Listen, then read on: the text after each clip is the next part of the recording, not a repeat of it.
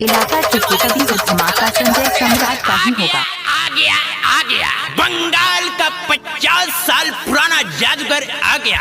जी हाँ मेरे दोस्त, लड़की को लड़का बनाएगा, लड़का को लड़की बनाएगा।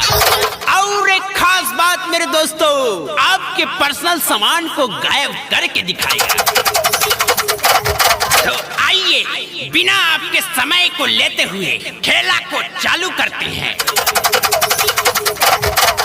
अंतरु मंत्रु अंतरु मंत्रु लइका के समान उड़ंतरु जमूरे उस्ताद। अरे हुआ कि नहीं रे? मेरा तो है, लेकिन भाई साहब को पता नहीं। अरे अरे अरे दादा हो, साला हमार सामान बिलवा देलस, साला हमार ऑटो ले लस, चौरो ले लस, और सामानो गायब कर देलस। ए देख लिया, चुपचाप से हमार सामान लिया दो, न तो हम बाबू के लगा पे फोन लगाओ तनी। रुक जा तू।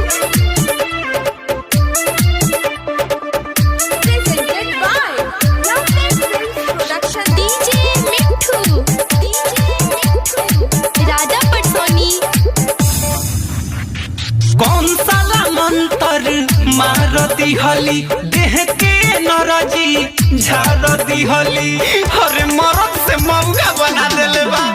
अरे कौन साला मंतर मारती हली, देह के नरजी झारती हली। गाँव भर होता हसाई, कैसे के घरे जाई, सोची के अवतारो आई। हेलो पप्पा, हमार बियाह कैंसिल कर दो, अब हम बियाह नहीं करब। बियाह न करबे? अरे का बोले, खोल तो बताओ। अरे बाबू सुन कैंसिल कोई दशा गाई, जादूगरवा सामान देले बट भिलवाई। जाने कौन मंत्र हम पे चलाई, जादूगरवा सामान देले बट भिलवाई। सामान बिलवा देले बा? अरे साला पहले तो ई बताओ तो बाड़ी कामा। बाक मार दे, आयरन या पीपर के गाछ लगे सर्कस देखेला। अरे साला डर है अपना माई से बतिया। हेलो हाँ, अरे हमर लाल बात करे कोइला सुना।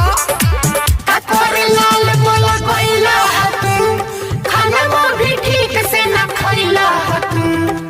गोइल तुहार का जरूरी रला, घर में केहू से न बतैला तू। सुन माई रे सड़क सगाह में अपना आइल रहनी ह देखे, घाट हमारे साथे गदी हले बचाऊ रया टाले के। जनती जे पहिले तो कबो ना आई तीरे, घर से निकल के रे माई। अरे कौन साला जादूगर रे? बात कराओ तो बात कराओ। लो हेलो, अरे साला जादूगर, चुपचाप से हमला लड़का के सामान वापस लिया दे, ना तो साले है गोजी लेके आवत नहीं, मुंह पे डाल के साला गांड पे निकाल दे। अरे बाबू सुन कैंसिल कोई दशा गाई, जादूगरवा सामान देले बट भिलवाई।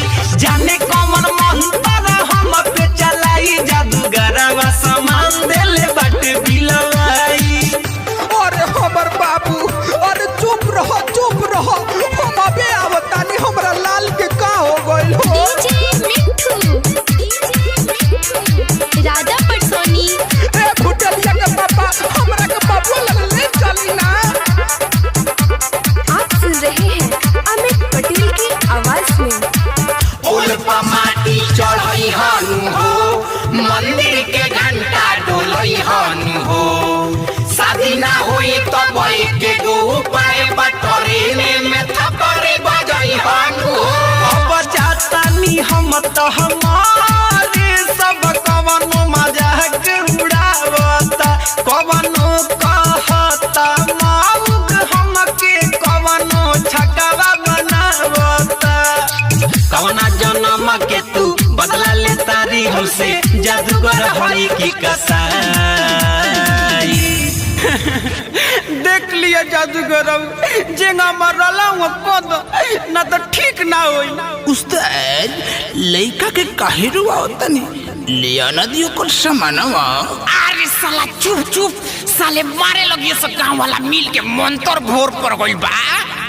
अरे बाबू सुन कैंसिल कोई दशा गाई जादूगरवा सामान दिल बाटे बिलावाई। पापा सुन कैंसिल कोई दशा गाई जादूगरवा सामान दिल बाटे बिलावाई।